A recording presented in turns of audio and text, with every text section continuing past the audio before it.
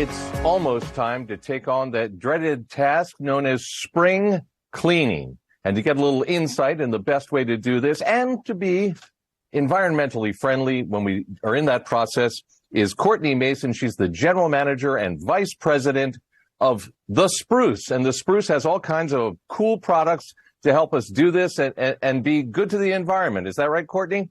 That's right. It's great to be here. Thank you so much for having me. All right, let's walk through some of the stuff that we should be doing to do this job the right way. Yes. Spring cleaning, like you said, sometimes dreaded, but I think we can all appreciate that the end result is totally worth it. So Yes, things we indeed. recommend doing at this point are making sure your cleaning toolkit is full of all of the gear that you're going to need to do this job well. Let's start with these microfiber cloths. I am obsessed with these. The fiber grabs dirt and dust like nothing else. And sustainability, they're perfect for that, right? After each use, you can throw them in the washing machine and you are good to go. You can use them again. And then I also love adding to my toolkit a scrub brush. I love my sponges, but the extra strength of these bristles plus the handle gives you the leverage that you need to really tackle some of the tougher messes. And then we probably all got our multi-surface cleaners. We've got some, window cleaners.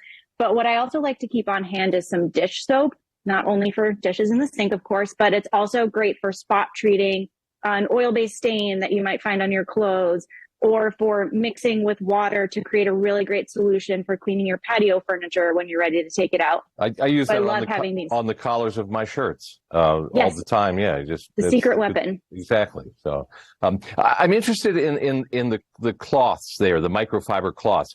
How many times can you wash them before they, or do they just last forever?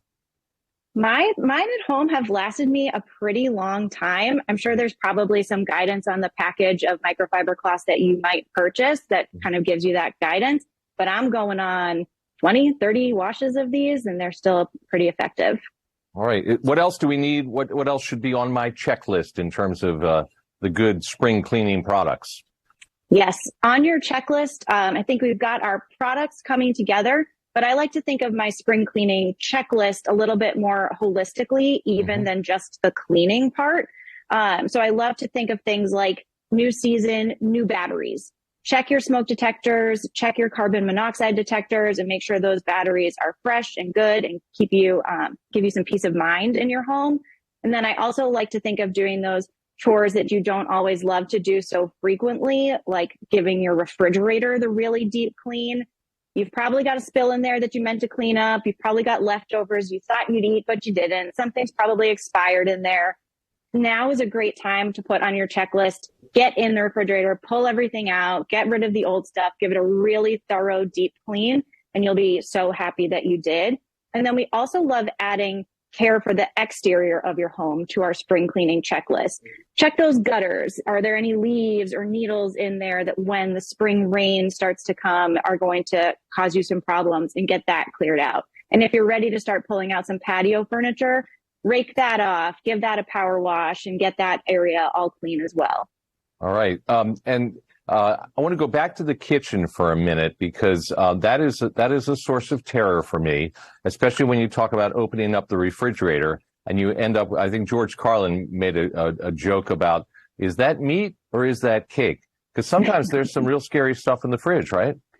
There can be some really scary stuff in the fridge, and it happens to all of us. So we love to try and be good about it throughout the week and eat those leftovers and get rid of those expired items. But sometimes we've just got to be honest. It needs a deep clean, and that's what spring cleaning's for.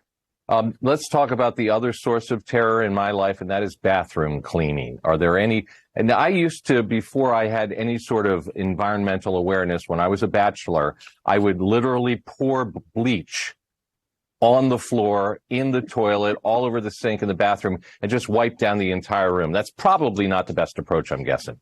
I love that. I think that sounds like a cleaning approach maybe we learned in our frat house days or something like that. Yes. But now there's some tips that we can use to make our lives just as easy, but maybe a little bit healthier and more environmentally friendly. So for example, if your shower has doors, one thing that you might find yourself needing to do is clean it a ton of times throughout the week. You might see these mineral deposits. You're using a lot of cleaning solution, a lot of that to get that done. if you don't already have a squeegee, I would invest in one of those for your shower doors. What you can do is after every shower, remove the excess water. And that's really the cause of that mineral deposit that you find yourself cleaning up, week after week. So you can actually save on both effort and product use. So with that sustainability in mind, and make it actually easier for yourself. And are there any particular tips for cleaning the turlets? It's just never, I think the biggest tip is it's never going to be fun, right. But do it and do it with regularity, and it will minimize the kind of overwhelming sense of dread that you might have if you wait too long to tackle that. It has been pointed out to me that I have sometimes cleaned, shall we say, ineffectively. Do you have any tips on improving my effectiveness in the overall scheme of cleaning things up? I do. I have 2 tips for improving your effectiveness. One thing that I wonder is if perhaps you're using too much product. Sometimes we feel like if a little bit of product is great, then a lot of product must be fantastic. But what you might actually be finding is that you've got some residue left over because you tried to rinse it, but it left behind some of that cleaning product residue. So less is more is something to keep in mind. And then less is more, I also like to think about with my second tip, which is less effort. Let your cleaning products do the work for you. So sometimes we find ourselves spraying our products and wanting to get right in there right away and wiping them down. At the Spruce, we recommend that you leave them on the surface for 10, 20, 30 minutes. Go throw a load of laundry in, come back. It will be a lot easier for you to wipe it down and give you a more effective clean. She is Courtney Mason. She says, clean smart, don't clean hard. It doesn't have to be hard. And she's with the Spruce. Thanks so much, Courtney. Thank you so much for having me.